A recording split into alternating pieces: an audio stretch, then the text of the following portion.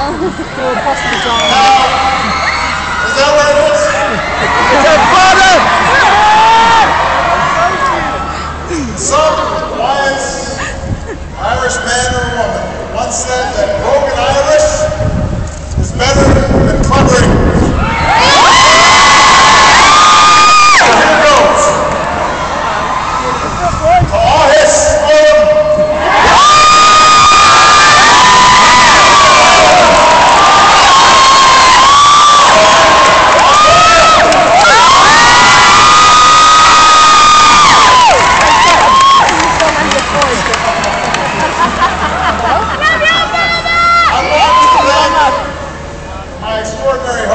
first of all, Taoiseach Kenny.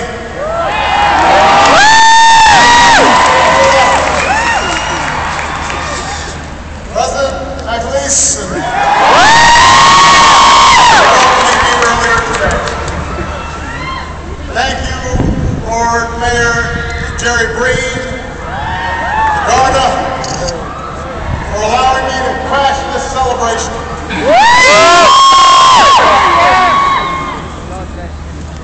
Let me also express my condolences on the recent passing of former Taoiseach Garrett Fitzgerald.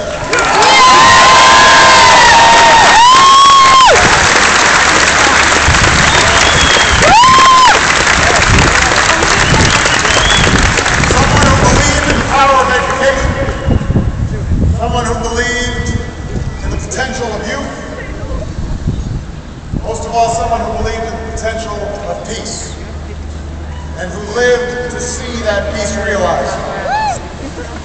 Most of all, thank you to the citizens of Dublin.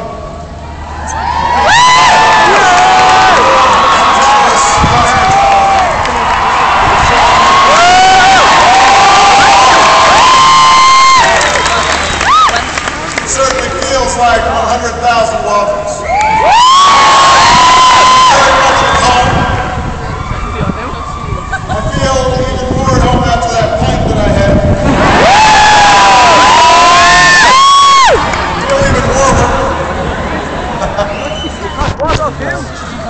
In return, let me offer the hearty greetings of tens of millions of Irish Americans who proudly trace their heritage to this small island. Say hello. Now, I knew that I had some roots across the Atlantic, but until recently I could not unequivocally claim that I was one of those Irish Americans. But now, if you believe the Corrigan brothers, there's no one more Irish than me.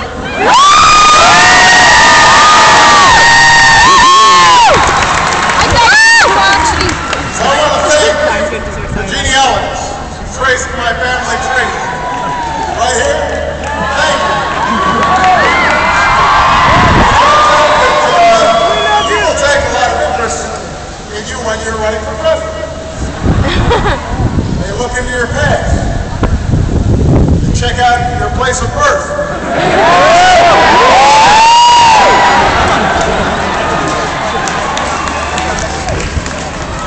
I do wish somebody had provided me all this evidence earlier, because it would have come in handy back when I was first running in my hometown of Chicago.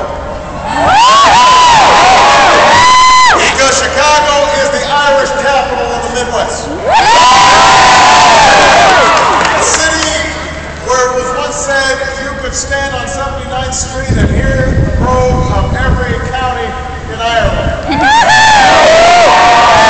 So naturally, a politician like me craved the slot in the St. Patrick's Day parade. The problem was not many people knew me or could even pronounce my name. I told them it was a Gaelic name, they didn't believe me. So one year a few volunteers and I did make it into the parade, but we were literally the last marchers. After 2 hours, finally it was our turn. And while we drove around, we smiled and we waved.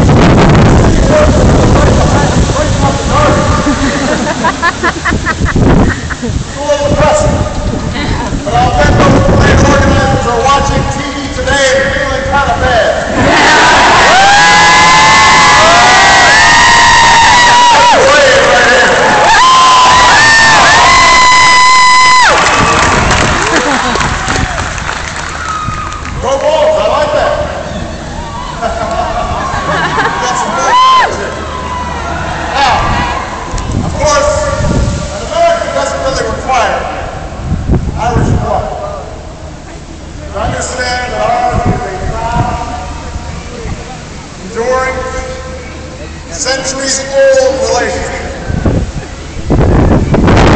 By history, friendship, shared values. And that's why I've come here today, as an American president, to reaffirm those bonds of affection.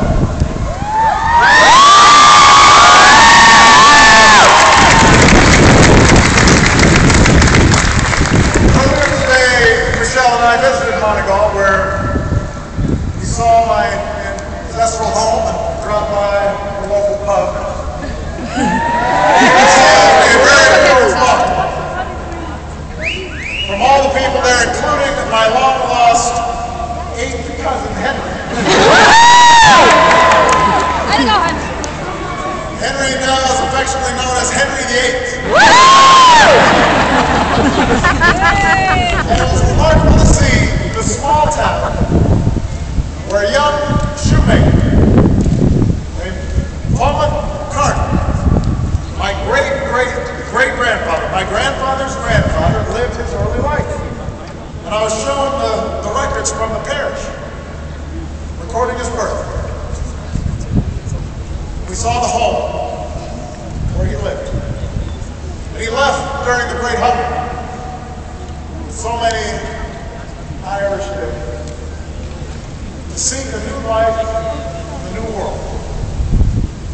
Traveled by ship to New York, where he entered himself into the records as a laborer.